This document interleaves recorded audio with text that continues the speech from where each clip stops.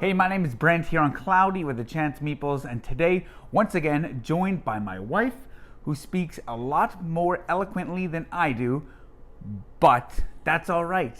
And Nicole has joined me, and we are going to take a look at a little train game that came out in 2004 that has now sold millions and millions of copies, and that game is Ticket to Ride. Ticket to Ride. I will show you the overview of Ticket to Ride. This will be the 10th anniversary edition, so you won't be able to pick up this edition, but we're just going to talk about what we think about Ticket to Ride. So, are you ready? Ready. Choo choo! Cue the thunder.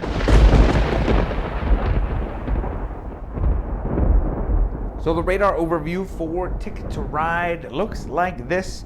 I will say this is the 10th anniversary edition of the game. This map is considerably bigger than the normal one. It's got more detail on the board, and it's just absolutely massive. So like I said, this is the 10th anniversary edition. It plays the exact same as the basic Ticket to Ride, but just so you know that, this one comes with just crazy nice trains as well in these little metal tins. So you got the blue player, you got the black player, which are nice little coal train cars. This would be the yellow player in the 10th anniversary.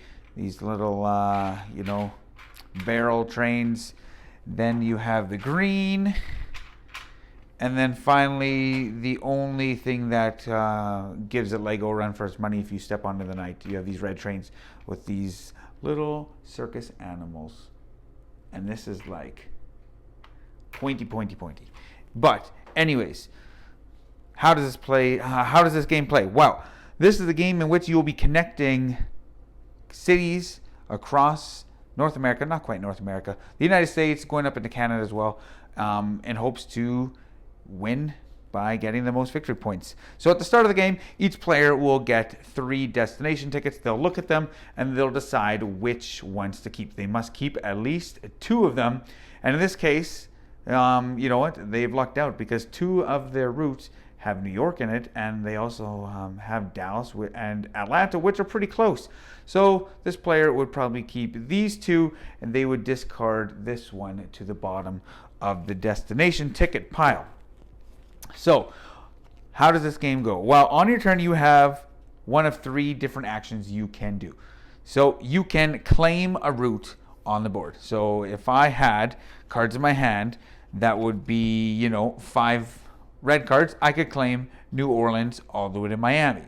I would discard those 5 red cards, and then I would put trains of my color connecting those 2 cities. So that would be the first thing I could do. You always start the game with a hand of 4 cards, so you could, in theory, not claim this route on the first turn, but you could claim a few different routes. You could claim, any of these 2 gray ones if you have matching colors, or any one of these single ones.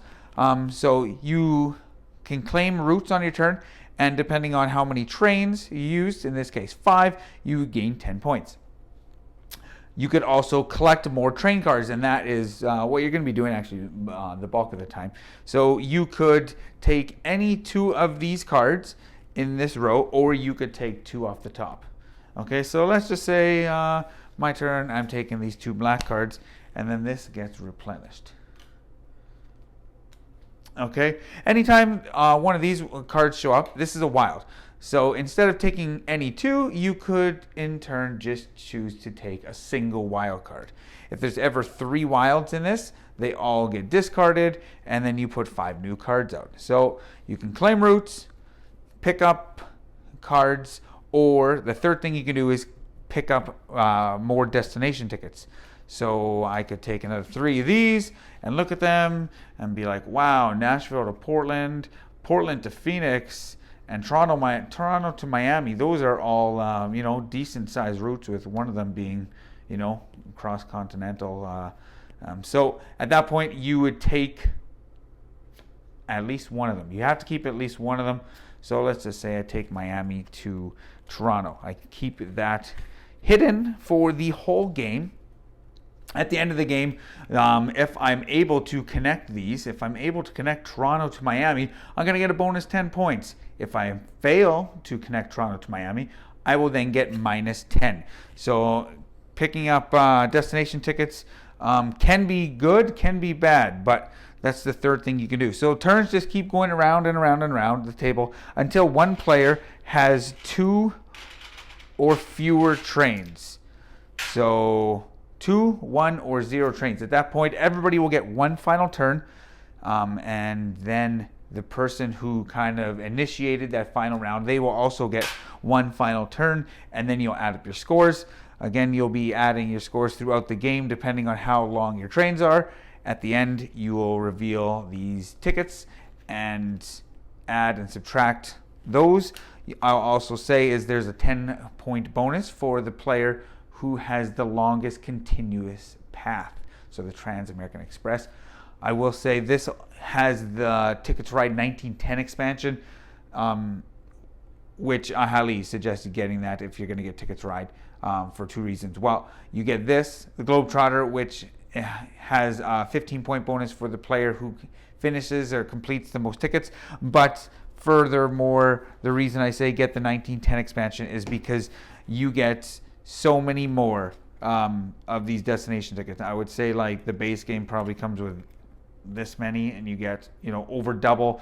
And you can play with all of them. You can just take out the originals, the classic ones, or you can play a big cities one, which they all have this big cities in the corner, and that has all those routes have one of 6 big cities as one of the 2 cities. So that's part of the 1910 expansions.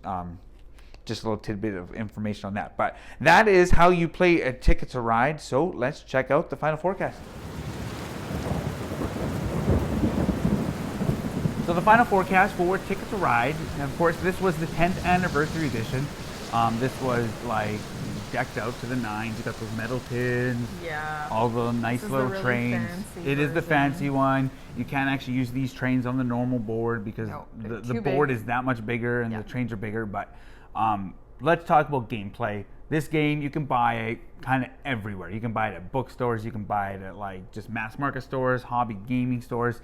That's game. That's because it's such a good gateway game. It is.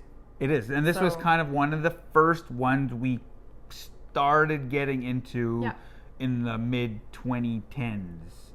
2010s? 2010s? 2010s? Is that how we say it now? I don't know how to say it, honestly. 2013, 2014, okay. Right? I don't know. The 1900s were easier. Yeah, it was. True, it was. The 90s. I swear it was like 10 years ago, the 90s.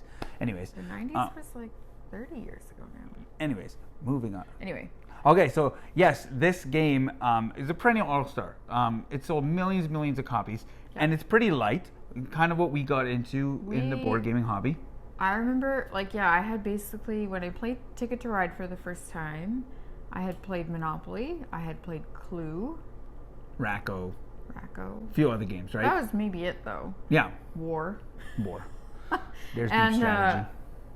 I found it challenging because I had never really played a real board game before, and but it only took me one game. Yeah. And then I was like, oh, and then I think we played a second time that same night. Yeah.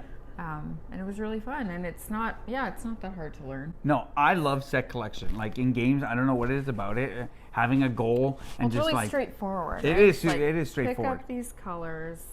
Make your make connections, and I love the whole wild. When the wild comes up, it's like, well, obviously a wild is a wild, but you only get one of them. So is it worth it? You got to think, is it worth it? Is it worth taking one wild versus take the wild? 2 cards? And I don't know. A lot of people in the board game hobby might say, "Oh, Ticket to Ride, it's too light. Oh, it's just like fluffy and whatever." But I think Ticket to Ride can be super meat. It can. If you're playing with the right people. You can. There's some choke points in this one, like Atlanta to Nashville, LA to Las Vegas. Vancouver to Seattle to Portland. There's points on the board where you'll get blocked off again and again and again. And you can play this game kind of just chill, having, just visiting with friends and family. Yeah. But you can just kind of play this at a deeper level of just blocking people. Super competitive. Super if competitive. You want it to be. Yeah. And we've done with kind of all the Ticket to Rides we have, a little tournament, playing them all, and then collecting our scores and this and that. But I don't know, Ticket to Ride, just an absolutely amazing game. Like, people tell me all the time, what's your favorite game? And it's super easy to say. I say Everdell. And then they're like, what's your second favorite game? Okay, my kids ask me this all the time. It's a joke. But anyways, they always ask me, what's your second favorite game? And I just can't name my second favorite game. I just don't know. And then I play Ticket to Ride, and I remember how much fun I have playing Ticket to Ride every time. Yeah. And sadly, after, Are you saying it's your second favorite I'm not going on record saying it's my second favorite game. Okay. Not yet. Since in the last 17 years since it came out, right? 2021 minus 2004, 17. Anyways, in the last 17 years, I derailed right there. There's just so much fun about this game. Thank goodness for editing. There's so much fun in this game that I play it, and there's just been so many games that have come out since Ticket to Ride. It kind of just sits on the shelf. But then every time it comes out, it's true. Like that breath of fresh air. It's like, oh man, Ticket to Ride. Why don't we play this game more often? It's so much fun. We game really often, and it's not often that we're like purposely like pulling out Ticket to Ride and playing it intentionally. Right. Like, it's usually like, what should we play? And then someone says, Ticket to Ride. Okay, yeah. And then I'm like kind of meh about it. And then it gets on, we start playing, and I'm like, oh yeah, this is actually like, this is really fun. I always forget how fun it is until it's physically on the table and we're playing it. Yeah. So, I don't know. Ticket to Ride, just an absolutely fantastic game. What would you give this one? I don't know, maybe a 90%. 90? It's like perfect. Yeah. Almost. To me, this is a 90% Chance of Meeples as well. Like, if you're just getting into the board gaming hobby, or, you've seen Ticket to Ride and you're like, is it a good game? It's a good game. Yeah. It's a fan. Yeah. Like, it's absolutely buy it. I mean, a gem. Everyone should own it. Yeah, this is just an absolutely amazing game. So Ticket to Ride, 90% Chance of Meeples. Yeah. My name is Brent. I'm Nicole. Check us out on Facebook, Cloudy with a Chance of Meeples. Remember, grab your umbrella. The forecast is cloudy with a chance of meeples.